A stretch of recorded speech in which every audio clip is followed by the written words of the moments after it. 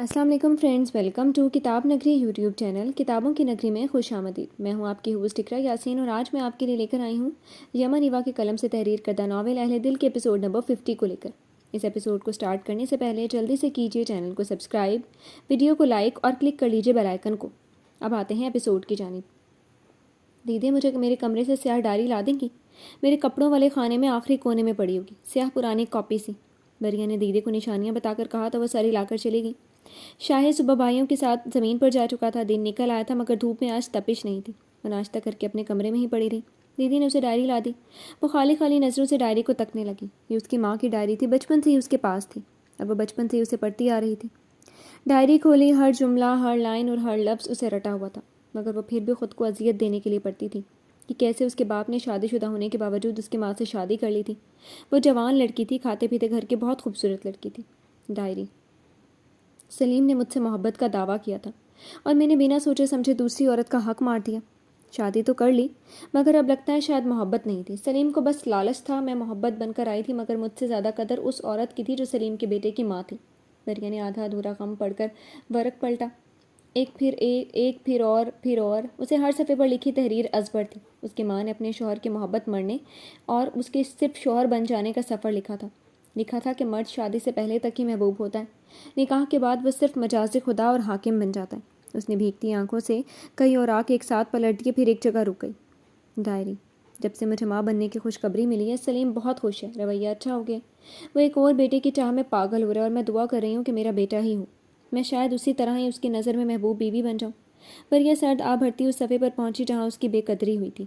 اس کی ماں اور باپ دونوں کو بیٹا چاہیے تھا مگر بریا دنیا میں آ گئی، انچاہی۔ ڈائری: میرا دل چاہ رہا ہے کہ میں گلا دبا دوں اس بچی کا، اس نے میری خوشی بھری زندگی کی ایک آخری امید بھی چھین لی۔ سلیم کو جب سے بیٹی کی خبر ملی ہے وہ مجھے ملنے ہی نہیں آیا، دیکھنے بھی نہیں آیا۔ میں اس لالچی اور بدفطرت مرد سے تنگ آ چکی ہوں۔ میں نے اپنے گھر والوں کی ناراضگی مول لی صرف اس گھٹیا انسان کے لیے اور اب پچھتا رہی ہوں۔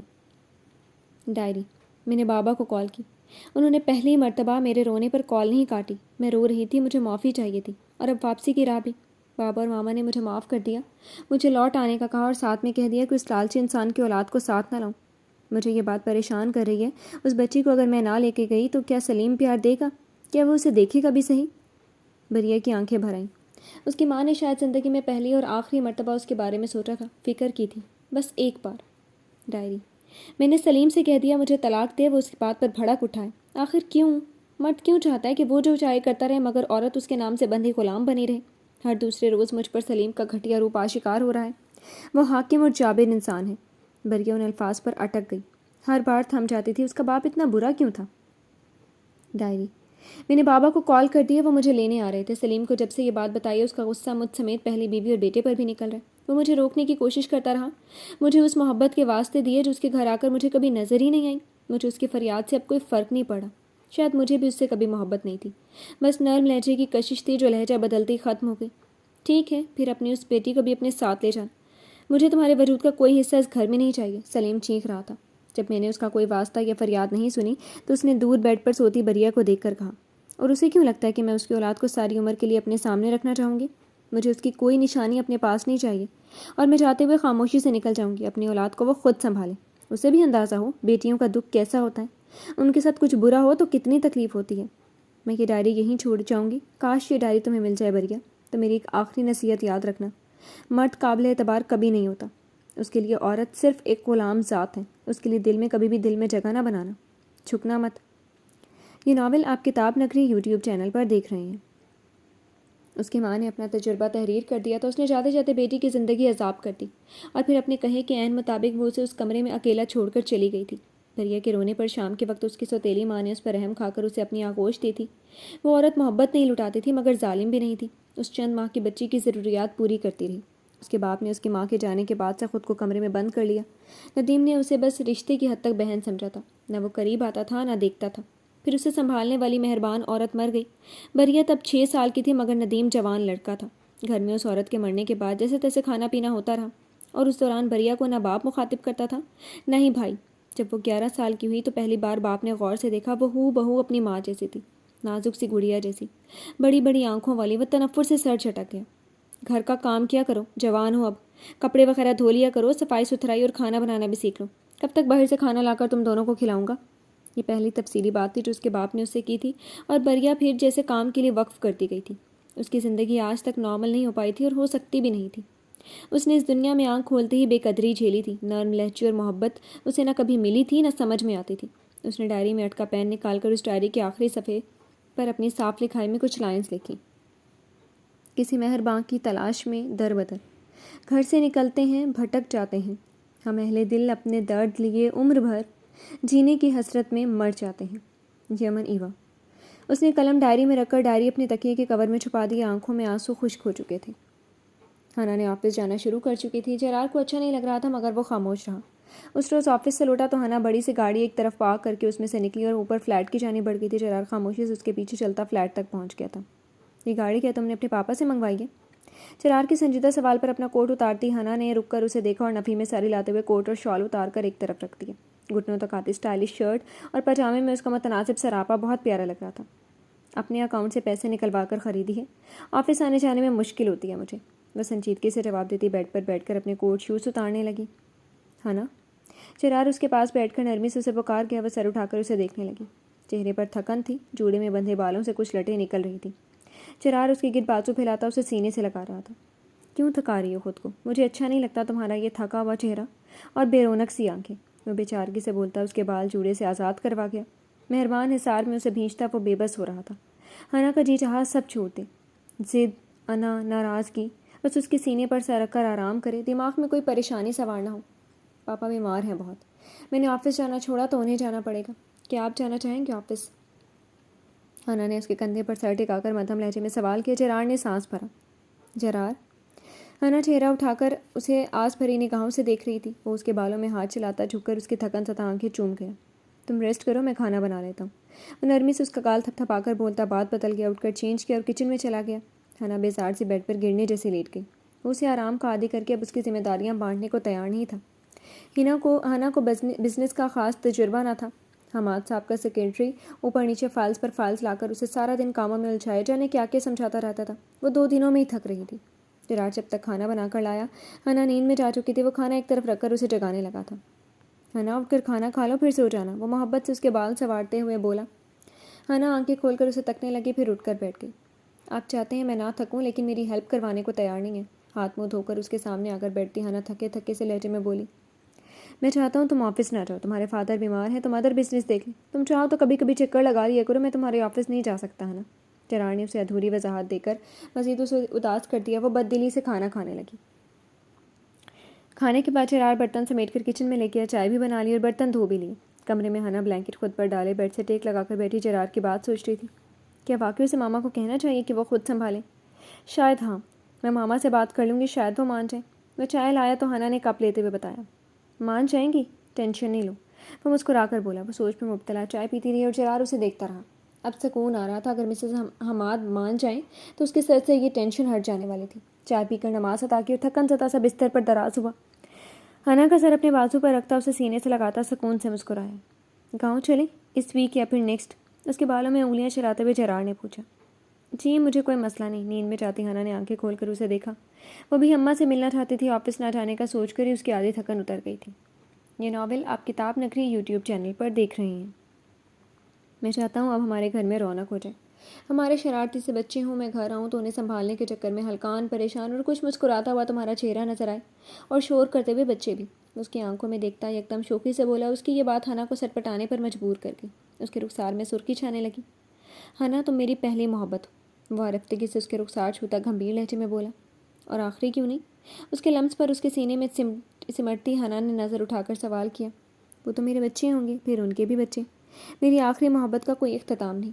وہ پھر سے بچوں پر آ گیا تھا۔ ہنا چھینپ گئی۔ بچوں کے ذکر پر جرار کے چہرے پر تھکن یکسر غائب ہو چکی تھی۔ چمکتی آنکھوں سے جیسے اپنے مستقبل کا تصور کر رہا تھا، وہ اس کی دیوانگی پر اسے دیکھ کر رہ گئی تھی۔ ہنا کیا تمہیں بچے پسند ہیں؟ وہ ہاتھ کی پشت ہنا کے رخسار سے لاتے ہوئے سرگوشی میں پوچھنے لگا۔ ہنا کی نظر بے ساختہ جھک گئی۔ جرار مجھے نہیں پتا بچے پسند ہیں یا نہیں، لیکن میں اپنے آنے والے بچے کے لیے بہت خوش تھی، میں نے بہت کچھ سوچا تھا۔ ایم سوری مما نے، وہ شرمندگی سے معذرت کر رہی تھی۔ اس کی آواز بھیگتی چلی گئی۔ جرار نے بے اختیار اسے نرمی سے خود پہ سمیٹا اور اس کی بات پوری ہونے سے بھی پہلے اس کے چہرے پر جھکتا نرمی سے اپنا لمس نچھاور کرتا اسے سوری کرنے سے روک گیا۔ مجھے تم سے کوئی گلہ نہیں، ہمارا نقصان برابر تھا۔ اس کی پیشانی پر لب رکھ کر وہ مدھم لہجے میں بولتا اسے قیمتی متاع کی طرح اپنے حصار میں سمیٹتا چلا گیا۔ شاہین نے زمینوں سے واپس آ کر کھانا کھایا اور ظہر پڑھ کر وہ بریا کے زخم کا جائزہ لینے لگا۔ زخم ٹھیک نہیں ہو رہا تھا۔ اس نے فکر مندی سے بریا کو دیکھا۔ وہ آج صبح سے کچھ زیادہ چپ چپ سی تھی۔ شاید تکلیف زیادہ بڑھ گئی تھی یا پھر وہ واقعی تھک رہی تھی۔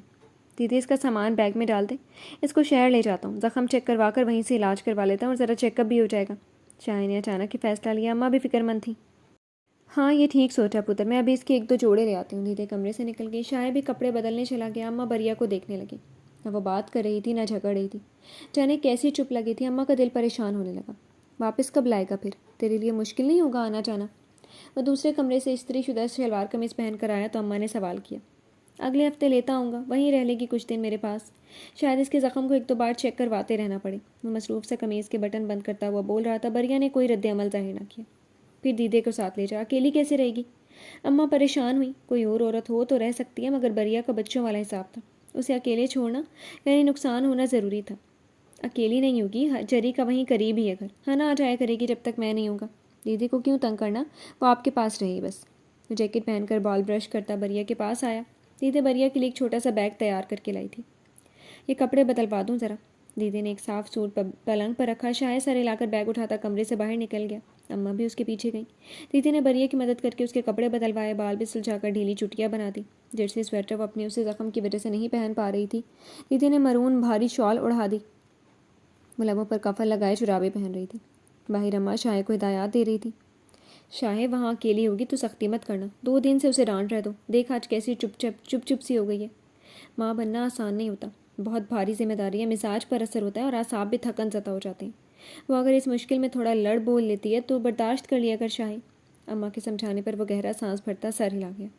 فکر نہ کریں اماں، غصہ آیا تب بھی چپ رہوں گا، آپ کی بہو کو اگلے ہفتے ٹھیک ٹھاک واپس لاؤں گا۔ وہ مسکرا کر اماں کا ماتھا چومتے ہوئے گارنٹی دینے لگا۔